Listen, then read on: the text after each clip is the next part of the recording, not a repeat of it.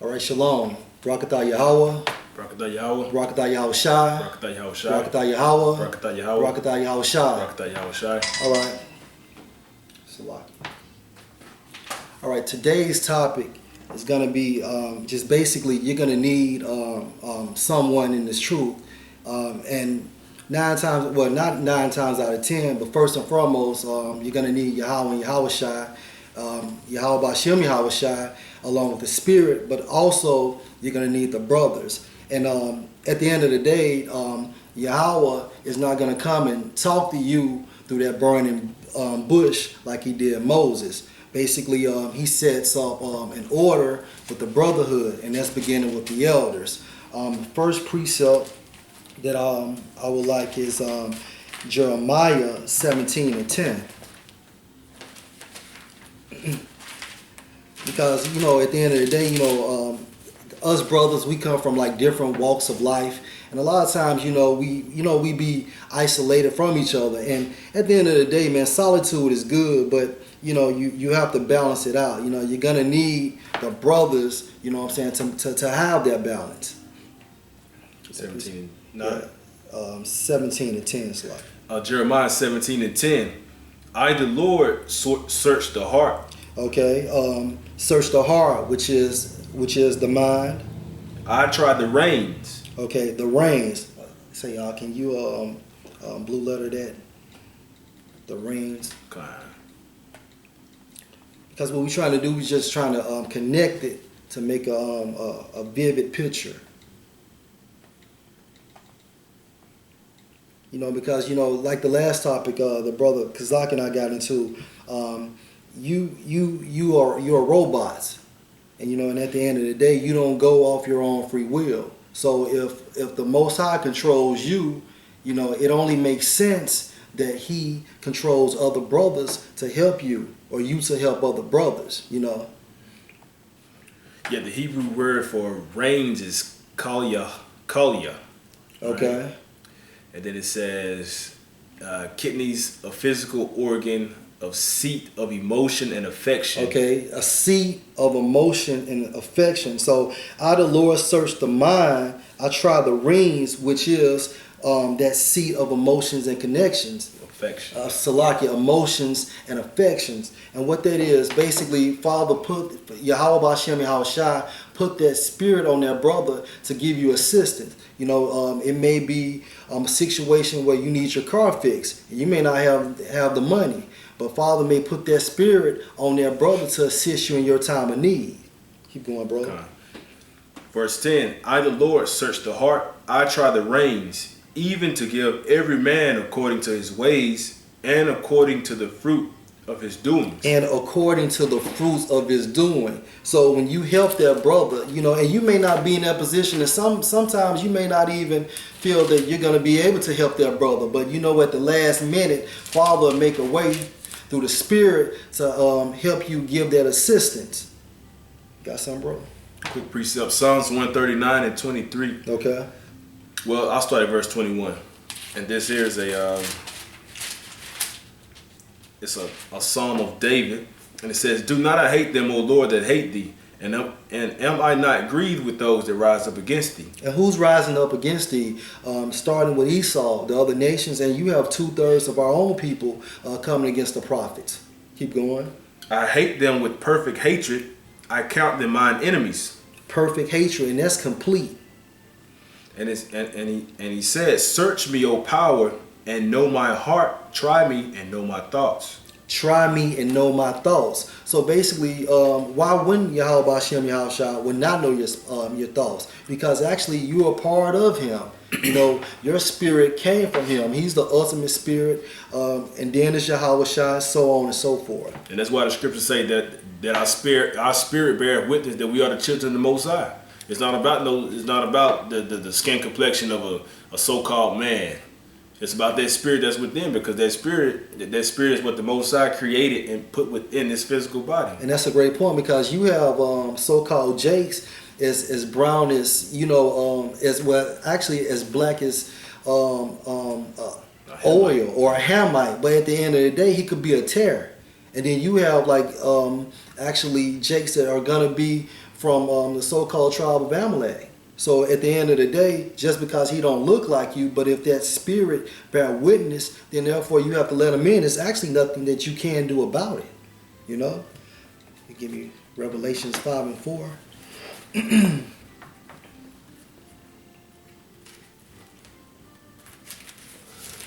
Okay. Revelation chapter 5, verse 4. All right. And it says, "And I wept much, because no man was found worthy to open and to read the book, neither to look thereon." Okay, so first and foremost, if it wasn't for Yahweh Shai basically getting on the cross and bringing us back to Yahweh through the adoption, then there's no way we will understand the mysteries of the Bible.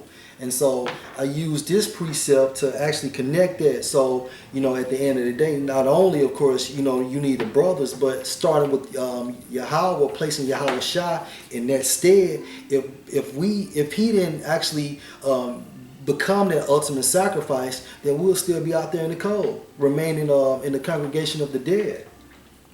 Got something, bro? No, not right now. All right, John 17 and 9. John chapter 17, verse 9. Well, I start at 8. Okay. It says, "For I have given unto them the words which thou gavest me." Okay. That's Yahweh Shai. And they have received them, and have known surely that I came out from thee, and they have believed that thou didst send me. And that goes into faith, because at the end of the day, of course, we was once back there with Yahweh Shai, Lord willing, we're part of the elect. But this time now, you have no memory of that. So what do you have now? Father gives you that gift of faith. Because the scripture said there's no remembrance of former things. Come. And even in the gospel, it talks about that all the miracles that Yahweh Shai did couldn't be contained in this book. All the events that went on in the past lives in the ancient times, we won't be able to contain in our minds today. Right. Beautiful. Verse 9. It says, "I pray for them, I pray not for the world, but for them which thou hast given me, for they are thine, and all mine are thine, and thine are mine, and I am glorified in them." Okay, and so there was more assistance that Yahweh Shai did to aid us through these through the end days, up until now, because he actually said that prayer, of course, not for the entire world of Israel, but for the elect. And Lord willing, we're part of that elect, and we remain in our lots. But at the same time, we needed that prayer, beginning with Yahweh Shai, for extra assistance. And that's the reason why, the brotherhood is more important than anything. Secondly, Romans 10 and 14.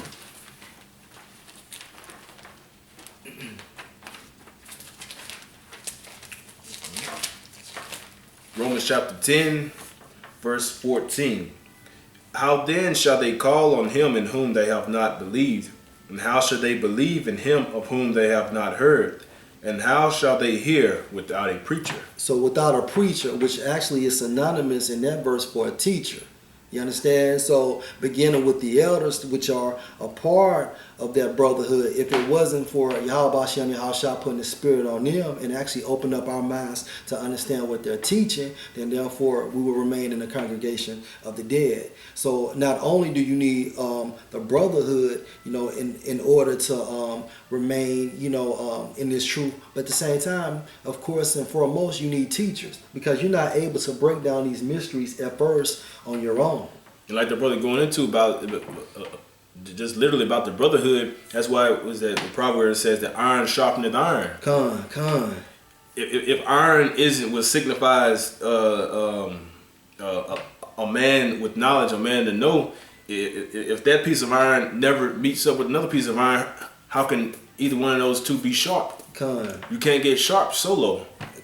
You can't, and like we said, we're not saying that being alone or having solitude time is not good, but at the end of the day, you're gonna need the brotherhood. And me personally, it's more things that I can do to perfect my my slot within the brotherhood. Well, that's why, because when brothers do videos like these videos that brothers do, when they're doing it themselves, they're being edified. Like they're finding out things that oh hey, I need to work more on this, so I need to do more of that. And because it's all a learning and growing process. That's why Judges 5:11 says that we rehearse the righteous acts. Like this, and what we're doing right now is just a rehearsal, man. But when the kingdom comes, and when Yahushua finally flips this ruined world, when he finally turns everything right side up, that's when everything is going to be. That's when we're going to be out of rehearsal, so to speak. Like we're practicing for the play, we're practicing for the event. Right. And we're practicing for the match. That's beautiful, and what they say, practice make perfect. Exactly. Genesis 14 and 11, beginning of 11 verse. Genesis 14. Yeah, Genesis 14 and 11. Genesis chapter 14, verse 11. And they took all the goods of Sodom and Gomorrah and all the victuals and went their way. Okay, and this is actually going into the story of how our forefather Abraham rescued Lot. Keep going. And they took Lot, Abram's brother's son, who dwelt in Sodom, and his goods, and departed. And there came one that had escaped and told Abram the Hebrew, for he dwelt in the plain of Mamre, the Amorite, brother of Eshcol, and brother of Aner, and these were confederate with Abram. And when Abram heard that his brother was taken captive, he armed his trained servants, born in his own house, 318, and pursued them unto Dan. Okay, and that's it. And basically, what I was trying to convey through this precept, that actually Lot needed Abraham, which was Abram at the time, because at the end of the day, Father didn't physically come down there and save him. He put the spirit on Abraham and his men to come in and rescue Lot. You see what I'm saying? So that's why, we need to be intact with the brotherhood. Got a precept? Yeah, I got one for you right here. Going into... Yeah. In the Apocrypha, the history of Bel and the Dragon. Okay. Let's see. I'll start at verse 30. Okay. Now when the king saw that they pressed him sore, being constrained, he delivered Daniel unto them, who cast him into the lion's den, where he was 6 days. All right. And in the den there were 7 lions, and they had given them every day 2 carcasses and 2 sheep, which then were not given to them, to the intent they might devour Daniel. Now there was in Jewry a prophet called Habakkuk, who had made pottage and had broken bread in a bowl, and was going into the field for to bring it to the reapers. But the angel of the Lord said unto Habakkuk, Go, carry the dinner that thou hast into Babylon unto Daniel, who is in the lion's den. And Habakkuk said, Lord, I never saw Babylon, neither do I know where the den is.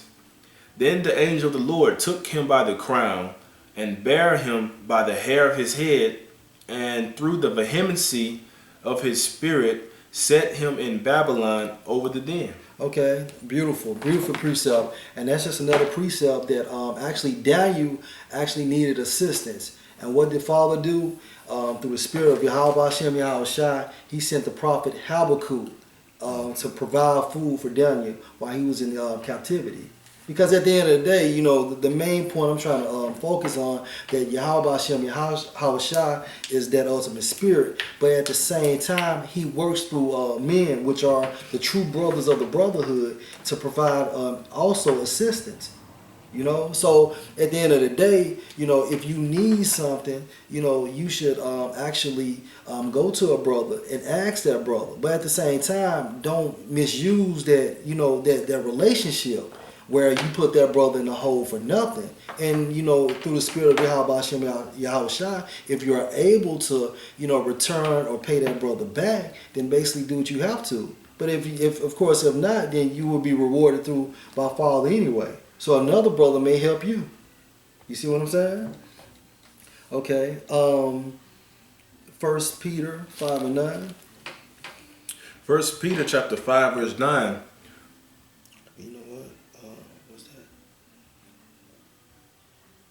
I'm sorry, Salaki. First Peter, yeah, First Peter 5:9. 5:9. Yeah. Whom resist steadfast in the faith, knowing that the same afflictions are accomplished in your brethren that are in the world. Okay, and basically, this precept is just showing that although you feel alone, or although you may think you're alone, you're not alone. Can I start at 8? Sure, go ahead. Go ahead. Make the point. Make the point. It says, "Be sober, be vigilant, because your adversary the devil, as a roaring lion, walketh about, seeking whom he may devour." And and basically the devil, that's the main objective is he manifests his actions through Esau, and other nations. But at the same time, you have wicked 2/3 niggas that are part of the devil's agenda. And what are they trying to do? They're trying to distort the truth, or have brothers that are trying to get in the truth, or that are in the truth. They're trying to bring those brothers out of the truth.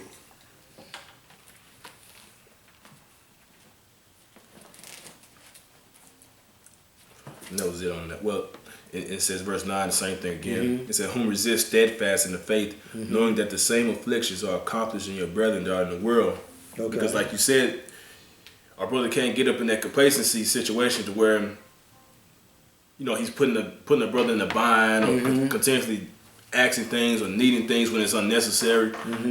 The brotherhood is here, like the scripture says, comfort one another with these things. That's why when we congregate, we fellowship, talking about scriptures, we're doing sit downs, with, just kind of meditating, and then we have that laid back moment where we finally can say, you done worked all week, paid bills, you done been shitted on in this society, and then the Most High throws you a little cookie, here and there, to where you can have a break. Right. You know what I mean? You can kind of escape a little bit. And that's a great point. And a lot of times, even like your personal experience is your pride. Because, a lot of times you don't want to just come and be like, hey, I need this or I need that, because of your pride. But at the end of the day, you have to push pride aside and do what you need to do. Like I said, if you need something, then you need to actually ask the brothers. But the key ingredient in that is you have some brothers that will actually misuse the brotherhood, and at the same time, cats like what's that nigga name from Jamaica? Trinidad. I'm sorry, Salaki, Trinidad. He actually misused the avenue of receiving things like that. But then you have sincere brothers who actually need it that don't ask because of niggas like that. Right. Like you mess it up for everybody. You mess it up for everybody, And then the last thing you want to think is like, hey, okay, I don't want to fall victim or be placed in that category. So a lot of brothers just go without because another nigga that didn't belong in the brotherhood in the first place fucked up. And there's nothing wrong with it, because every brother got somebody that they're a little more closer to. That's nothing wrong with that, because that's why the Most High created Israel. We're the salt of the earth. Everybody has different personality, different traits, different characteristics, and you're more prone to what you like. You know what I mean? So someone has those particular features. That's what you're more prone to. And there's nothing wrong with that. That's why you see. Like you see ugly couples, you be like, man, she never get a man, and then a man come out of nowhere like, damn, I see why you with her. Yeah. But the Most High created to where everything has a perfect balance. God. You know what I mean? So I don't know if that really made any sense or not, but it sounded good to me. Yeah, it does. All right, 1 Corinthians 10 and 13. 1 Corinthians 10. Yeah, 1 Corinthians 10 and 13.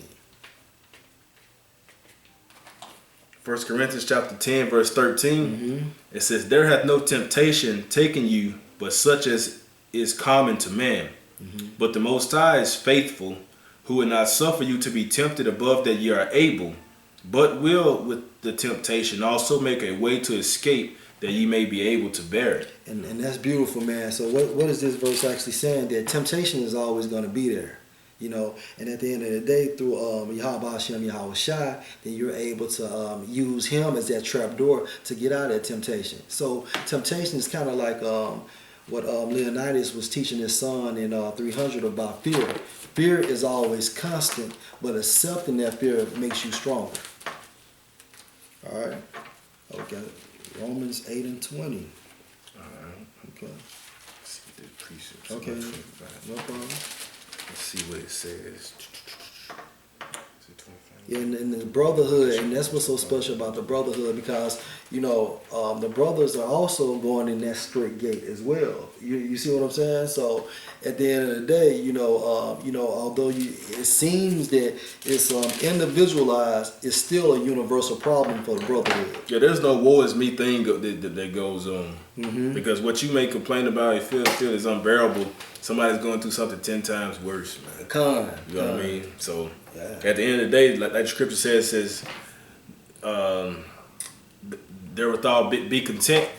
Basically, whatever situation that you're in, I'm kind of paraphrasing it. Learn how to be abound. Is that going into that? Therewithal be content. I'm actually looking it up and then go to it. No problem.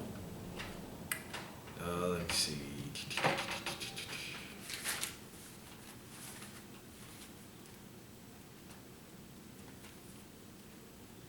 Yeah, First Timothy 6:8. Okay.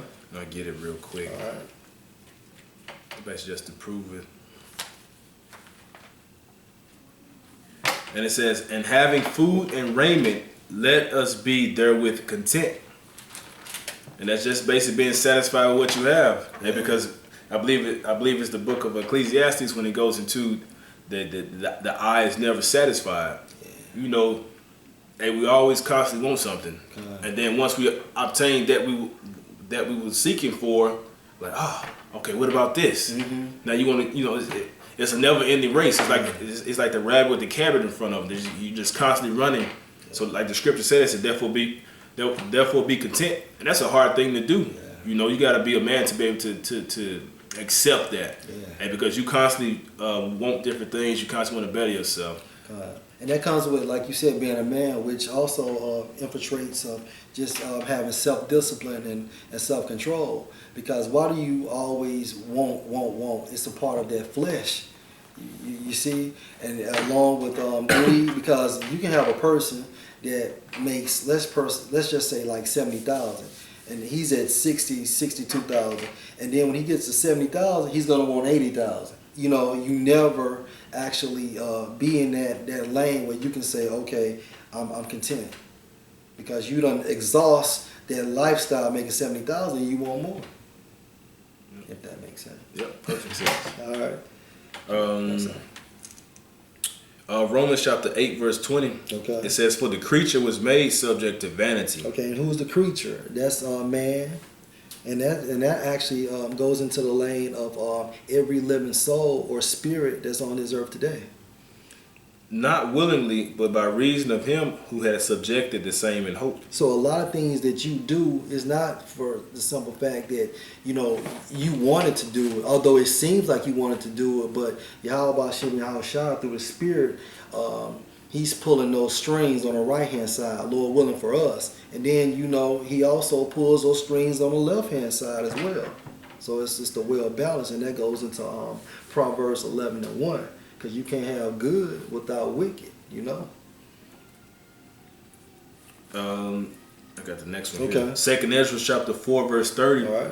It says, "For the grain of evil seed hath been sown in the heart of Adam from the beginning, and how much ungodliness hath it brought up unto this time, and how much shall it yet bring forth until the time of threshing come?" Okay, so what is that saying? That basically from the beginning, wickedness was already placed in this earth. Now, as time progress, it gets worse. And you see that shit now, every day. You're not eating real food. Children are not honoring their parents. You got cats not actually doing what righteous deed, but unrighteous deeds, sleeping with other men's women, actually participating in, just straight out wickedness. And so if that started back then, just think about how times are much worse now. And it always gets worse and worse towards the end. And it goes into the topic. So knowing all that and seeing all that, what else do you have? The brotherhood. Where else do you go? The brotherhood. Who do you run to? The brotherhood. That's it. That's it. What else we got? Okay, we got, you can end it with Romans 7:14-13. 14. Mm-hmm. Romans chapter 7 verse 14. For we know that the law is spiritual, but I am carnal, sold under sin. Okay, and what is that saying? That although you want to do what's right, like when you come into the truth, especially when you come into the truth, that you're focused on not going off. But at the end of the day, due to the fact that you're actually in this flesh, you're gonna sin. That actually goes back into that last precept in Romans, that you're subjected. What is that? That the creature, basically not willingly, but by reason of him who have subjected him. That's why you need that hope. That's why you need faith, because in this body you're gonna go off. Verse 15. I think I read down to 18. Okay. It says, "For that which I do, I allow not. For what I would, that do I not." Okay, what he's saying, he wants to do right. You see what I'm saying? So a lot of times you may want to be with the brotherhood and things of that nature, but something may come up. It can be, and I mean, it can be actually be innocent, something innocent. You may have to go to work. Actually car trouble or things like that. And sometimes you just got brothers that just flat out don't want to come. Okay. But what I hate, that do I. And what does he hate? He hates to go off, but at the end of the day, due to the fact that he's actually living in his flesh, he constantly goes off. If then I do that which I would not, I consent unto the law that it is good. Okay. Which means you agree with it. Now then it is no more I that do it, but sin that dwelleth in me. And what makes him go off like that is sin. Because at the end of the day, which goes into your flesh, these mortal thoughts. And that's why when you come into the truth, it's basically very important to help manage that situation by being with the brothers. And one way that being with the brotherhood can help you, because it's exercising your spirit. And once you exercise your spirit muscle, then you begin to grow spiritually. But when you neglect that spiritual muscle, and then you start, so where are you going to? You're exercising that fleshly muscle. And then you may start, just doing things that's off, hanging around with 2/3 niggas instead of the brotherhood. Verse 18, for I know that in me, that is in my flesh, dwelleth no good thing. So regardless of how good, it may seem to you, at the end of the day, you're going to go off, For to will is present with me, but how to perform that which is good I find not. And basically what he's saying is, okay, you may have the skills and the knowledge to do it, like the law. Basically, Yahweh Hashem Yahushua, before he sent Yahushua is that perfect sacrifice, he gave you laws, statutes, and commandments. So actually, if you could have, if we could have done what we supposed to do, then, that's exercising it. But at the end of the day, we cannot, because we couldn't apply that. And that's why we needed Yahweh Hashem Yahushua and to adopt us back to Yahweh. And at the same time, that's why you need the brotherhood to connect, to stay connected within Yahweh Hashem Yahushua, because the brotherhood is like that power source. And you're the plug. And so one way is to stay into the truth is by staying inserted into that socket. Staying plugged in. Staying plugged in. It's like a circuit. It's like a circuit. Yeah. Okay. The last precept. All right. Ecclesiastes chapter 4 verse 10. It says, for if they fall, well, I started 9. It says 2 are better than 1, because they have a good reward for their labor. For if they fall, the one will lift up his fellow, but woe to him that is alone when he falleth, for he hath not another to help him up. Oh man, that's totally beautiful. And so what does that say? That you need the brotherhood. And like the brother said, it may be certain brothers, you may be able to just relate better to, but at the end of the day, each brother is there for each other. You see what I'm saying? And so regardless, if you stand confined in your household and you're not really exercising that activity or participating with the brotherhood, what happens? You start getting these wicked thoughts, but at the same time, you don't have enough resources to combat that because you're alone. Now, if I'm with this brother and if I'm going off or something like that, then he can actually be like, hey, brother, basically, you're doing this, you need to do that, and vice versa. But contrary, if you with the 2/3 nigga, he's not going to do that. What is he going to say? He's going to continue to pursue that wicked agenda. So being alone is it's good sometimes, you know, to have that solitude time, but overall you're gonna need the brotherhood until we up out of here. All praises to Yahweh Ba'Shem Yahweh Shah, Barakatah Yahweh, Barakatah Yahweh. Barakatah Yahweh, Barakatah Yahweh. Barakatah Yahweh Shah. Shalom.